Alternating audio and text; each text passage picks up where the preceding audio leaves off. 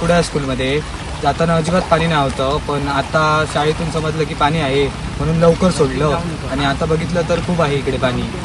धोका वाटतो.